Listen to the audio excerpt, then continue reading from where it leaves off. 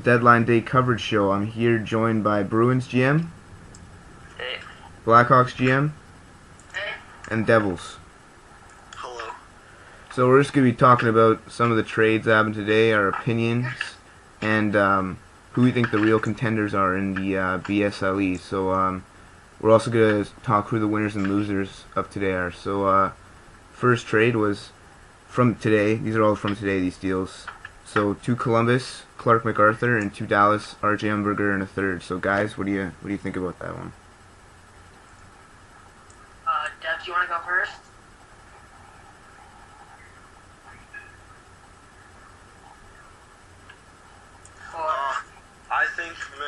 I think the Columbus Blue Jackets got the better end of this deal, as I think McAllister is the best player in this deal, and they only added like a third-round draft pick, so it was a good deal for them, in my opinion. Yeah, I agree with the Devils on this one. I think MacArthur is the better player. Yeah, I'm gonna go with TB2 there. MacArthur still has just a little bit of time to grow, but a little bit to grow is good as any. So I do like what the Jackets got out of this deal. Yeah, and they also shed some salary too to take on a better contract. All right, next deal, New Jersey. You were part of this one, so to New Jersey, Colin White in a 2015 second, and to LA, Douglas Murray. So what happened there, New Jersey? I heard the 2015 draft was supposed to be really deep, so I took the trade. But did Don come to you, or did you Yeah, he wanted Murray from me, and I'm like, whatever, just offer me something that'll be useful for me. And I wouldn't take like a 5th-round draft pick because it won't impact me ever. So even though the seconds in 2015, it'll be useful if we get that far. Yeah. What do you guys think about this trade? Yeah, I think New Jersey won the draft, the trade, probably because of the draft pick, and just pretty even defensemen, so yeah. I'd say they won it. I'm gonna go with Bruins here. I think Murray and White, even though Murray is 2 years younger, but when you compare a 32-year-old defenseman and a 34-year-old defenseman, it's not that big a gap. And then so it's basically a defenseman, an equal defenseman for an equal defenseman, and then you add in that 2015 second, which according to New Jersey is supposed to be a deep draft. So I think New Jersey comes out with this one. Yeah, I don't really know. I think New Jersey, yeah, he ran away with this one. This was a pretty big deal today. So to Tampa Bay, Jason Pominville, and 2 thirds in the 2012 draft, and to Buffalo, Andre Kostitsyn, Dustin Penner, and a 2012 first. This one was actually confirmed on on my radio show, TBSL Radio Now. I do like AK-46, and any first is valuable in the draft. Penner gets injured lifting a fork, so I'm not sure about how I feel about him. But 2 picks in the draft plus Pominville is a good return for this. I'm not sure who I like in this. Stats aren't posted, so I can't really compare them. I'm not sure who comes out on top of this one. There's Pominville and AK-46, both pretty good players, but you got 2 thirds, and then the other team got first, so it's kind of debatable, I guess. And Penner, not a big fan of him, so. I think Buffalo got the better end of the deal because they had basically AK-46 and Penner aren't that much worse than Pominville, and if they needed the depth, they won this trade. If they didn't, then it's basically even. Yeah, I agree with. They got 2 really good depth forwards, which is better than 1. Yeah, I agree with Buffalo. I mean, Pominville's 75 overall, Kostitsyn's 74, Penner's 73. So I mean, Kostitsyn still. I mean, he has to be re-signed at the end of the year. So does Penner. So that might be an issue. But I mean, I think Buffalo wins this deal. Yeah. All right, next deal. So to Vancouver, Teemu Selanne, to Anaheim, TJ Gaiardi, and a 4th-round pick in 2012. I don't know, this one's kind of debatable as well, I think, because Selanne adds the depth that the Canucks kind of need to go as far as they want in the playoffs. But then again, Gaiardi is way younger and almost as good, and they get a pick, so it's good for both teams, I think. I think with Solani, he's rated a lot lower than I thought he would be. He's a 75 overall. And then Gagliardi, he's young. He's got 4 years to grow, and he's a 72. And then that fourth round pick isn't that big, but it's still something. So I think Anaheim comes out with this one. Yeah. I like this trade for the Canucks since Solani is a huge still player, and he's a huge upgrade over Girardi, and he could get slotted into the first line even. He's a great player still, and will help the Canucks with their run, for sure. Yeah, great point, but put him on the first line, because I think he has Wayne Simmons on the first line, and Simmons would fit better as a third line kind of guy, not as a top six. So, I mean, Solani's a huge guy, especially for a playoff run. I would take Solani over Simmons in my first line. Yeah. Same. That's a good point. Alright, so minor deal. I guess it was 2 LA, Matt Carl, and 2 San Jose, John Michael Lyles, so they did a swap there. What do you guys think about that?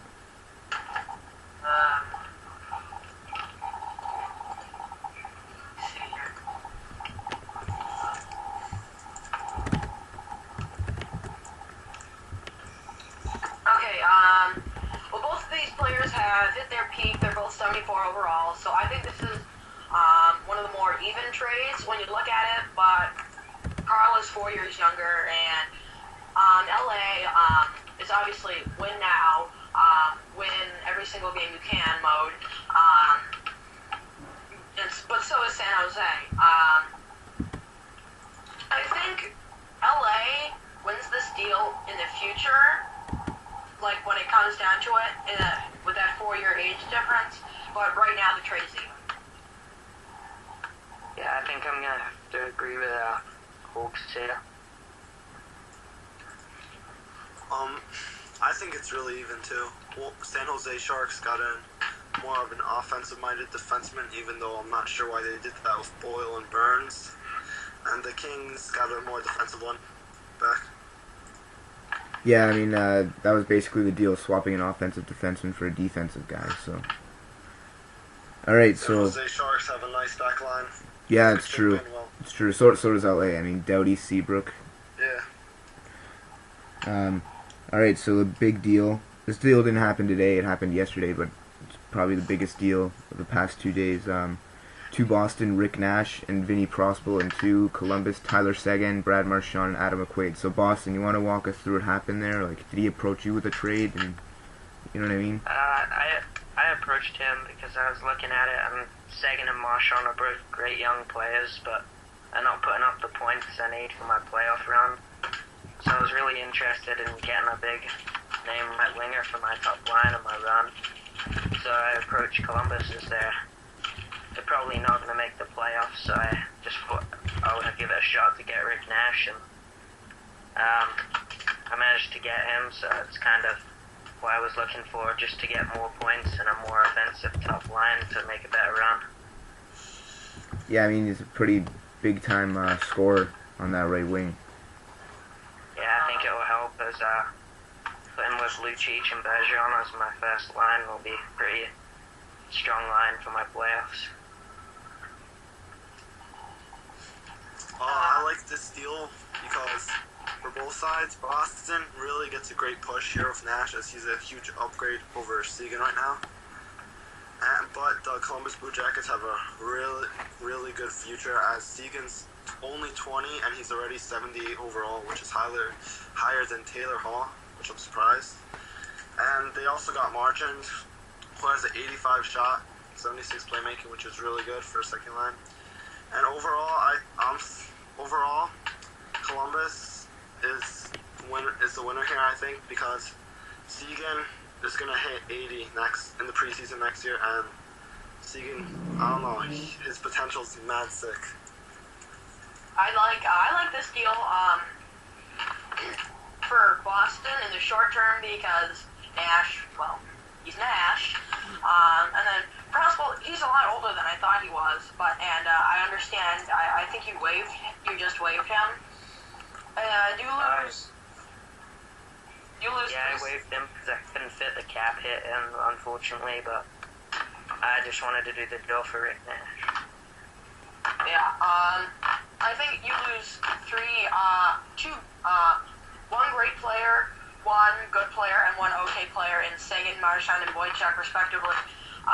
As New Jersey said, he's 20 years old, 78 overall. He's going to hit 80 in the preseason, I believe.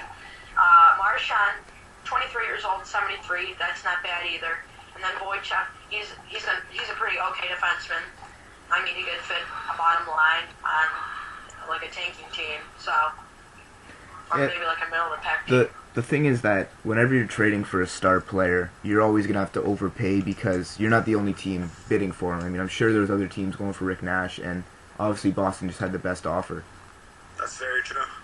So I mean, you're never gonna say. I mean, I would be blown away if I got that for Nash and Crosby. Yeah, you're never gonna say like, oh, I got a steal for Rick Nash. Like, you're never gonna say like I got a steal for a star player because there's always other teams throwing offers.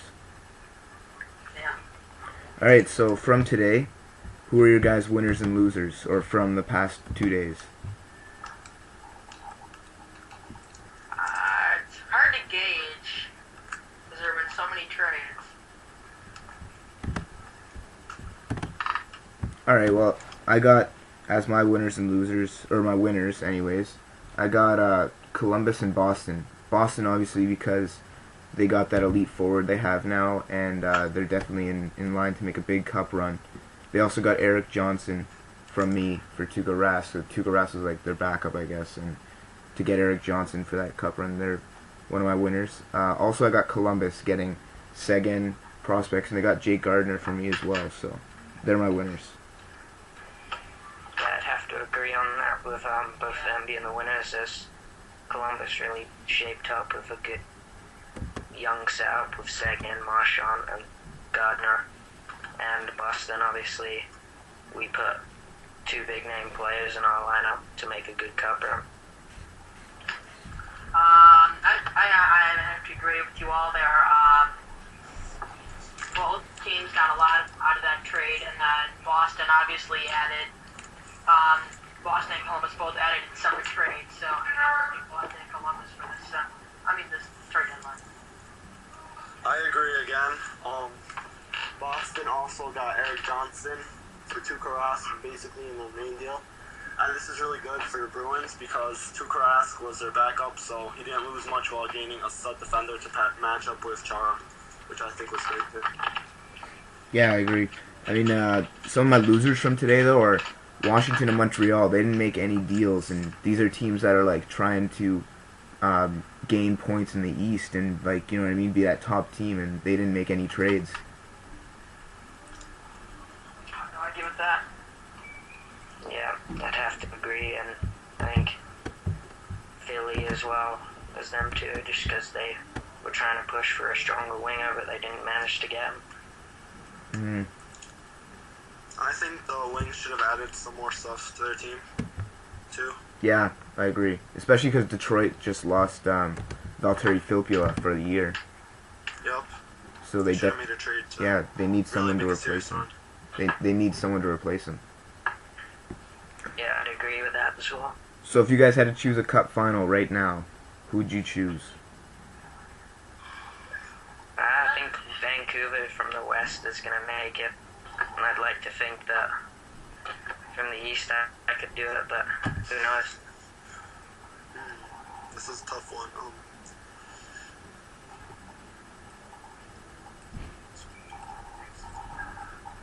I'm going with Blues versus Bruins. It's either Blues or LA versus either Montreal or Boston. It's a toss-up between those two in the East and the West. Yeah, I think I'm choosing LA and Boston. I mean, Dong has a pretty good team there, and Boston, considering the old GM didn't make any trades, and their team was sitting in fourth place overall, and new Boston GM just made a bunch of sick deals. He'll easily jump to second overall in the conference, or in the whole league. So, you guys got anything else you want to talk about, or no? Can we talk about my trade with Edmonton? Sure. Yeah, sure. So to Edmonton, it was Sammy Salo and a 2014 first, and to Chicago, it was Tom Gilbert and a 2013 third. So Bruins, what happened? Was he looking for like a downgrade, but for a higher pick, or what? Was he? I think that was probably what he was looking for if you look at it from his opinion, so yeah. The way this deal went down was I had interest in putting Gilbert on my second line with Nicholas Thornberson because Letty was on there and he's a 70 overall. He has time to grow, but 70 overall right now. So I thought I'd put him on my bottom line with Keith Ballard, who was also 70. I needed an upgrade on defense. So I thought I'd shed some cap, but I felt that gaining a lot of cap, $4 million cap hit with Tom Gilbert, I needed to shed some, so I put Salo the other way, and he felt that I needed to add, obviously, because ratings don't add up. So I threw in the first in a couple of years, and then he gave me his third round pick next year. I like this deal for both clubs as the Hawks, their offensive defense, Salo and Gilbert are basically a wash offensively, and they gained the aspect defensively by quite a bit, and the Hawks won't have to be looking for another defenseman in the offseason. Salo was a free agent and maybe might retire. But then again, the Oilers, that's a good trade then. But the Oilers get a nice 2014 first round pick, which is always good to have first round picks no matter what year it is in. And yeah, but you could have got Andy Green cheaper, just saying. That's a good point for the cheaper thing. I mean, I was just looking at his contracts. You got Ballard at 4.2 mil, Gilbert at 4 mil, Bouwmeester at 6.6 mil.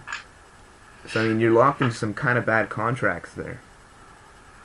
I'm willing to take Keith in the offseason. No. You're really looking to take on that 12-year contract? And you know, that like 81 overall defenseman. Of course. Anything for you. Alright. Okay. So, I mean, we're going to be doing the sim up into the playoffs, I believe, right now. Is it Like, tomorrow? Tomorrow, yes, tomorrow. And it's up until the playoffs, though? I'm not sure. I think we'll just get to the brackets. Okay. I'm not sure if the playoffs will be some tomorrow. Okay, so simming the rest of the season tomorrow? I believe Yes, so. I believe so. Alright, then we could do maybe a playoff show. I don't know. Maybe a playoff show, and then after the playoffs, maybe a draft show. So, Yeah. we'll see how it works. Thanks, guys. Really appreciate it for joining. Great show today. No problem. Yeah, thanks. You guys will get your re-rate points. 16 points? Six. Not 16? No, 6. 6 points. 6. But, alright, thanks for joining, and hopefully we could have you next time. See ya.